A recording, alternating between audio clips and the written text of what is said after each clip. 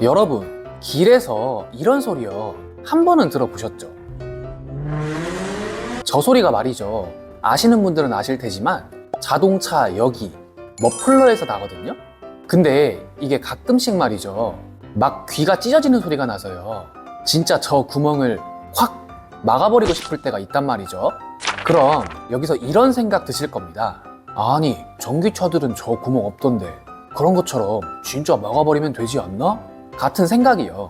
그럼 저걸 막으면 말이죠. 진짜 소리가 안 날까요? 그리고 전기차들은 왜 저게 없을까요? 오늘은 자동차에 달려있는 저거, 머플러의 기능부터 연비에 대한 모든 것, A부터 Z까지 살펴보겠습니다. 먼저 가장 궁금하실 부분, 머플러를 막으면요. 소리가 엄청나게 줄어드는 게 맞아요. 근데 말이죠. 이 상태로 주행을 하는 건 불가능해요. 왜 그러냐면 엔진이 작동을 멈춰서거든요. 이게 무슨 말이냐? 이 자동차 엔진이 말이죠. 우리가 넣는 디젤이나 휘발유 같은 기름이랑요. 공기를 섞어서 연소를 시킨 다음 말이죠. 에너지를 만드는 역할을 하거든요. 그럼 그 에너지가 실린더에 전달되고 그 다음 어디로 가고 그 다음 저기로 가고 뭐 아무튼 이런 복잡한 과정을 거쳐서 말이죠. 최종적으로 바퀴까지 전달이 되는 건데요. 이 과정이 계속 반복되면 자동차가 움직이는 거거든요. 근데 저 엔진이요. 뭔가를 계속 먹었으니까 배출도 해야 할 거잖아요. 마치 사람처럼요. 그럼 얘도 사람처럼 배출할 곳이 있어야 하는데 그게 바로 자동차 뒤에 있는 머플러인 거예요. 근데 저걸 막아버린다? 그럼 내부에 가스가 계속 차게 되고 결국 산소가 들어갈 자리가 없어지잖아요. 그래서 엔진이 뻗어버리는 거예요. 뭐 아무튼 결론은 머플러를 막으면 조용해지긴 하는데 자동차를 움직일 수 없다. 이거거든요. 근데 저 엔진이요. 산소랑 기름을 섞어서 폭발할 때 말이죠. 소리가 엄청나게 크거든요. 근데 머플러랑 엔진이 연결되어 있다 보니까 그 소리가 머플러를 타고 밖으로 그대로 전달이 되는데요. 만약 모든 차들이 이 상태로 다닌다? 그럼 온 세상이 전쟁통이 돼버리는 거죠. 근데 이러면 큰일 나니까 자동차 제조사들이 고민을 하다가요. 두 가지 방법을 생각해내게 돼요. 먼저 첫 번째는 머플러 끝부분에 소리를 흡수하는 흡음재 같은 걸 넣는 건데요. 이건 우리 탕탕 쏘는 총에 말이죠. 소음기를 끼우는 거라고 생각하시면 돼요. 두 번째 방법은 배기 소음을요. 다른 소리로 상쇄시키는 건데요. 이건 우리 노이즈 캔슬링 이어폰 있죠. 그거랑 같은 원리예요. 뭐 아무튼 이런 방법들을 자동차의 여러 곳에 배치해서요. 시끄러운 폭발음을 최대한 줄인 거죠. 그럼 여기서 왜 비싼 슈퍼카나 불법 튜닝차들은 소리가 크냐 하실 분들이 있거든요. 이건 말이죠. 슈퍼카랑 불법 튜닝차마다 이유가 달라요. 먼저 슈퍼카부터 볼까요? 아까 설명드렸던 엔진에서 만든 에너지 있잖아요. 그게 실린더라는 거, 즉 기통으로 전달되거든요. 여기서 보통 양산형 차들은 말이죠. 이 기통이 4개 아니면 6개인 경우가 많아요. 근데 슈퍼카들은요. 기본적으로 8개, 많으면 10개, 심지어는 12개인 차도 있어요. 그러다 보니 일반적인 양산형 차보다요. 가스 자체도 많이 나오고 폭발도 많이 하는 거죠. 그래서 소리 자체가 크거든요. 근데 슈퍼카들은 저 소음을 줄이는 것보다 출력을 최우선으로 생각한단 말이죠. 그러다 보니 소음 흡수 과정을 많이 생략하게 되고 결국 폭발 소리가 거의 그대로 나오는 거예요. 여기에 제조사에서 말이죠. 이 소리는 감성이다 싶어서 소리를 인위적으로 만드는 것도 한몫하죠. 하지만 불법 튜닝 차는 얘기가 다르거든요. 저 차들엔 원래 소리를 줄이는 장치들이 있죠. 그게 정상적으로 들어있는데요. 튜닝을 하면서 저걸 없애버리거나 심지어는 구조 자체를 변경해버리기도 하거든요.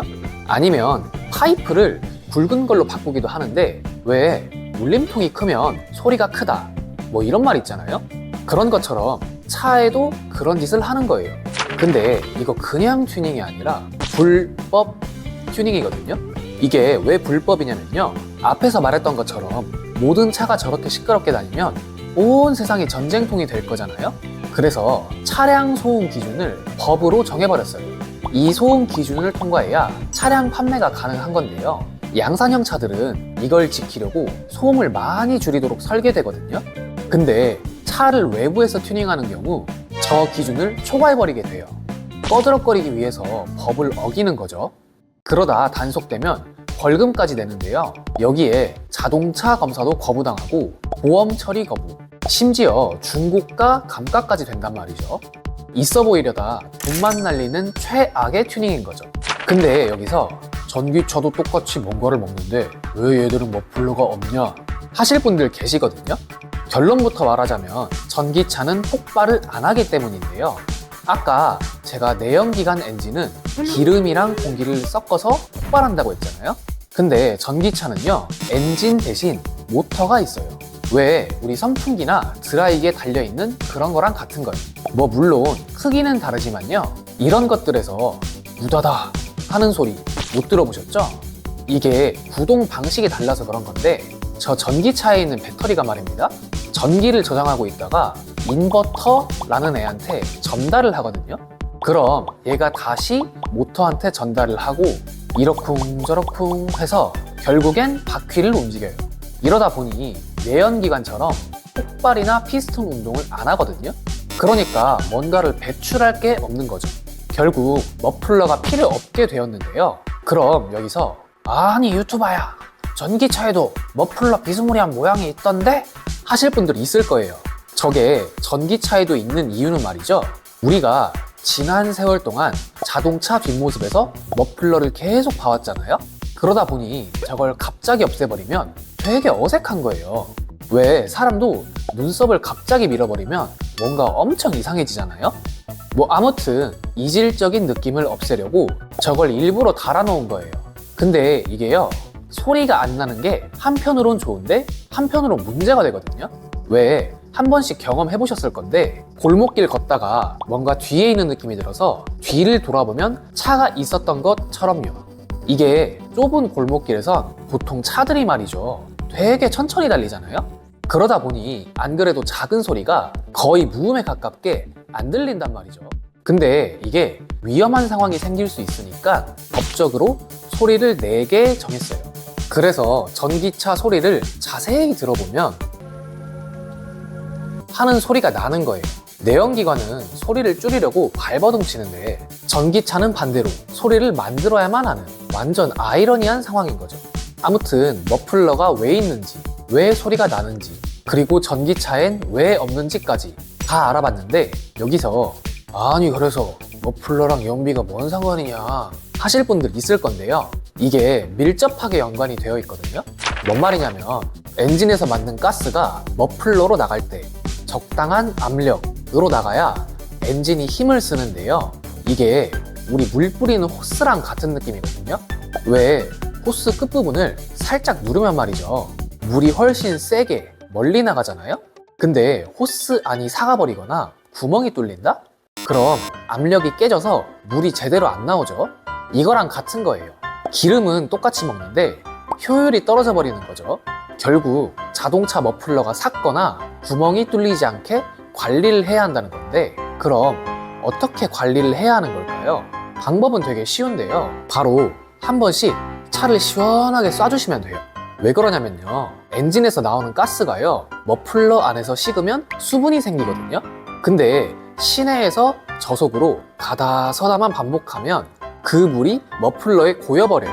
결국엔 머플러를 삭게 만들고요. 그래서 차를 고속으로 주행시켜서 머플러 온도를 엄청 높인 다음 물을 증발시켜줘야 하는 거죠.